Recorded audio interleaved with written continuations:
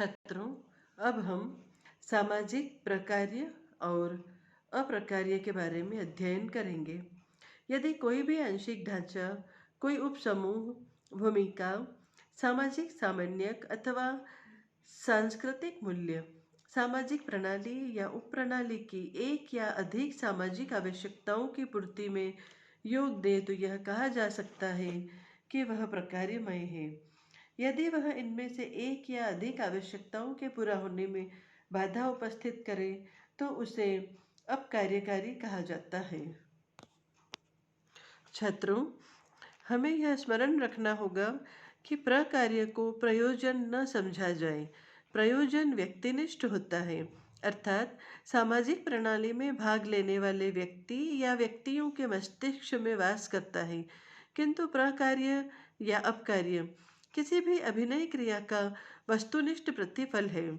जब हम किसी आंशिक ढांचे के प्रकार्यों की बात करते हैं तो हम यह कहना चाहते हैं कि उस आंशिक ढांचे से संबद्ध अभिनय के सामाजिक प्रणाली के लिए कुछ प्रतिफल होते हैं, चाहे अभिनेता या अभिनेताओं के कुछ भी उद्देश्य रहे हों। वैसे उद्देश्य अभिनय के लिए कभी अप्रासंगिक नहीं होते, किंतु प्रकार्य या अपकार्य तथा उद्देश्य एक ही वस्तु नहीं है। सामाजिक प्रणाली के उदाहरण स्वरूप एक चीनी परिवार को लिया जाए। यहाँ एक भारतीय परिवार को भी लिया जा सकता है जहाँ पितृस्थानीय प्रथा प्रचलित है। यहाँ पर मुखिया की सत्ता होती है और सभी व्यक्ति अपनी कमाई को विस्तारित परिवार को चलाने के लिए परिवार के मुखिया को सुपुर्द कर देते हैं। ये सामान्य प्रकार्यात्मक है क्योंकि विस्तारित परिवार का लक्ष्य है अपनी भूमि को अक्षुण्ण बनाए रखना और शक्ति को बढ़ाना। ये परिवार के मुखिया को उसका मुख्य कार्य संपन्न करने में सहायता देते हैं। यह कार्य है परिवार के आगामी हितों के लिए प्रबंध करना। यहाँ पर प्रकार्य और प्रयोजन में समानता है, पर केवल इस अर्थ में कि प्रयोजन अक्सर पूरा हो जाया करता है, पर कई प्रयोजन ऐसे भी होते हैं जो पूरे नहीं हो पाते। शासन तंत्र या बृहद पैमाने के औपचारिक संगठनों में ऊंचे पदों पर आसीन व्यक्ति साधारणतया अपने पदावकाश की आयु से पहले नहीं हटाए जाते, बशर्ते कि उन्होंने कोई भयंकर दुराचार न किया हो। हम यह स्पष्ट कर दें कि यह नियम पूर्णतः बाध्यकारी नहीं है। यह राजकीय या व्यापारिक शासन तंत्र का औपचारिक नियम न होकर एक दृढ़ अनौपचारिक अपेक्षा है। यह ऐसे तारतम्य का उदाहरण माना जा सकता है जिसमें प्रकार्य और अपकार्य दोनों जुड़े हुए हैं। कुछ एक अपकार्यों के बारे में सोचना कठिन नहीं है। कालांतर में कई अधिकारी अपने नियुक्ति के समय की क्षमता खो बैठते हैं।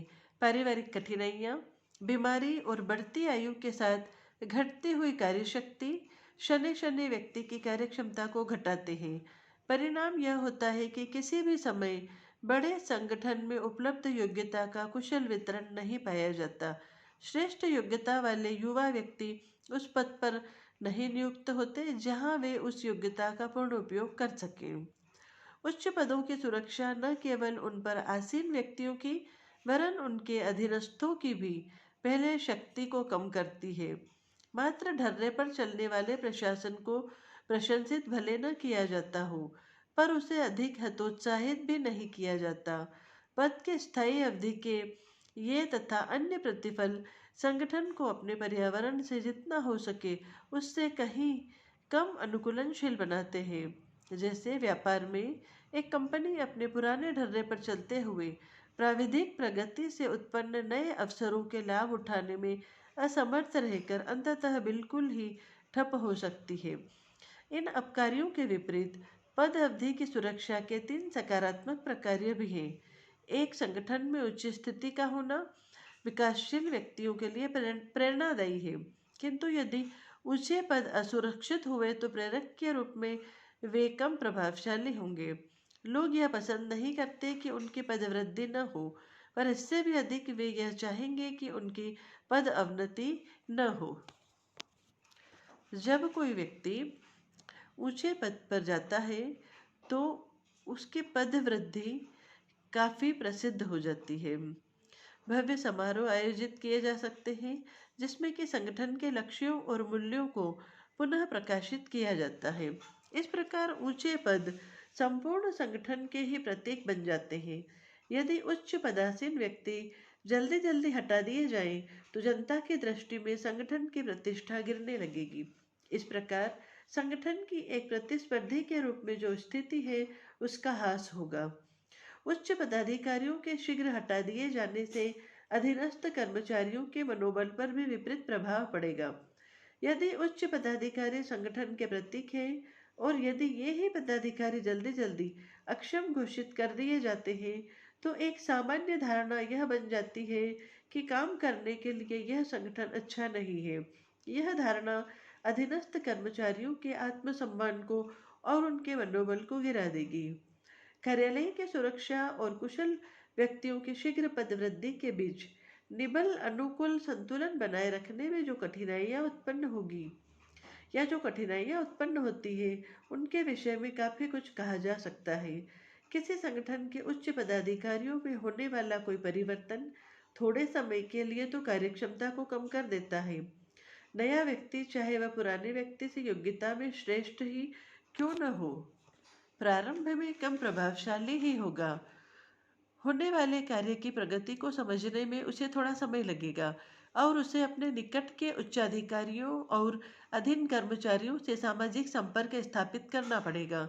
संचार संप्रेषण की प्रणाली में गतिरोध उत्पन्न हो जाएगा और फिर जिस व्यक्ति को उच्च पद से हटाया गया है उसका मनोबल सदैव ही खंडित हो जाएगा। अंतिम रूप से यद्यपि एक महत्वाकांक्षी व्यक्ति किसी निम्न कोटि के व्यक्ति को उच्च पद पर आसीन देखकर यह अनुभव कर सकता है कि उसके साथ अन्याय हुआ है, पर जब वह अपने से नीचे के पदों पर नियुक्त लोगों को देखेगा तो कम से कम एक व्यक्ति तो ऐसा मिल ही जाएगा जो उससे अधिक योग्य होगा और तब उसकी वह धारणा बदल जाएगी। प्रकार्यों और अपकार्यों का निबल संतुलन संगठन के लिए अनुकूल है या प्रतिकूल, यह परिस्थितियों पर निर्भर करेगा। कुछ स्थितियों में अनुकूलनशीलता की आवश्यकता अन्य स्थितियों से अधिक होती है। सामाजिक प्रणाली के कई आंशिक ढांचों के प्रतिफल सामाजिक प्रणाली के अन्य आंशिक ढांचों में भी लक्षित होते हैं। इस प्रकार आंशिक ढांचे के परोक्ष प्रकार्य अथवा अपकार्य हो सकते हैं। जैसे काफी हद तक हमारे समाज में शासन और उद्योगों में व्यक्तियों का चयन और पदोन्नति का निर्देशक मूल्य योग्यता को निर्णय का मुख्य आधार मानना है। कदाचित इस मूल्य का संगठनों की कार्यकुशलता से कुछ संबंध है। यदि व्यावसायिक प्रणाली में व्यक्तियों के विनिधान में वस्तुनिष्ठ योग्यता का प्रमुख हाथ रहता है, तो यह भी आवश्यक है कि हमारे समाज में एक स्थान से दूसरे स्थान पर जाने की पर्याप्त स्वतंत्रता हो। गतिशीलता होने से नियुक्ति करने वालों का वरण क्षेत्र व्यापक हो जाएगा। वरण का क्षेत्र जितना व्यापक होगा उतनी ही व्यापक वस्तुनिष्ठ योग्यता के विचार का क्षेत्र होगा। नौकरी की तलाश करने वाले व्यक्तियों के दृष्टिकोण से जितनी अधिक प्रतिस्पर्धा होगी उतनी ही अधिक वस्तुनिष्ठ गुणों में आगे बढ़ने के लिए उनकी चेष्टाएं होंगी। इन तथ्यों के प्रकाश में हम यह कह सकते हैं कि हमारी संबंधी प्रणाली की यह अपेक्षा है कि यदि संभव हो तो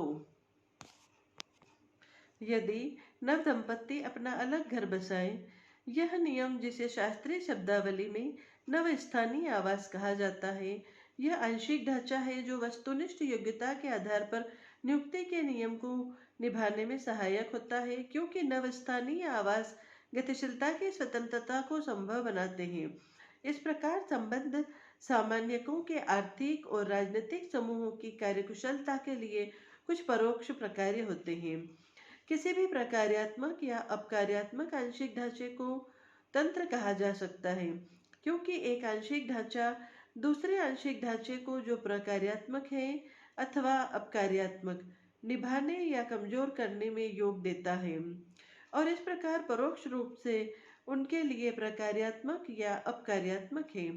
एक आंशिक ढांचा एक प्रकार से तंत्र है जिसके सामाजिक प्रणालियों के लिए कुछ प्रतिफल होते हैं और दूसरे प्रकार से वह स्वयं भी कुछ तंत्रों का प्रतिफल होता है। हमें नव स्थानीय आवास, सामाजिक गतिशीलता और व्यावसायिक क्षेत्र की कुशलता से संबंधित उदाहरण से अति व्यापकीकरण करने से बचना पड़ेगा। कुछ मानवशास्त्री यह जोर देकर कहते हैं कि समाज फलनीय ढंग से इस सीमा तक एकीकृत है कि प्रत्येक आंशिक ढांचा संपूर्ण ढांचे के निर्वाह के लिए योगदान देता है। छात्रों, हमें इस पूर्वानुमानित धारणा को स्वीकार नहीं किया जा सकता। प्रथम तो हम यह धारणा नहीं बना सकते कि प्रत्येक आंशिक ढांचा प्रकार्यकारी है या अपकार्यकारी। द्वितीय, हम यह निश्चय पूर्वक नहीं कह सकते कि सामाजिक प्रणाली के सभी आंशिक ढांचे एक दूसरे को प्रबलित करते हैं। अंतिम बात, एक आंशिक ढांचा दूसरे आंशिक ढांचों को जो प्रकार्यकारी है और तीसरे को जो अपकार्यकारी है बने रहने में सहायता कर सकता है। एक आंशिक ढांचा प्रणाली के किसी एक अर्ध ढांचीय पक्ष को प्रभावित कर सामाजिक प्रणाली या उप प्रणाली के लिए प्रकार्यात्मक या अपकार्यात्मक हो सकता है। जैसे प्रतिगामी कराधान की प्रणाली सुविधाओं के वर्तमान वितरण को बनाए रख सकती है, प्रगामी कराधान की प्रणाली उसे बदल देगी। स्पष्ट है कि ऐसे प्रभाव संपूर्ण सामाजिक प्रणाली के लिए विभिन्न प्रकार से प्रकार्यकारी या अपकार्यकारी होंगे और यह निर्भर करेगा परस्पर विरोधी आवश्यकताओं पर।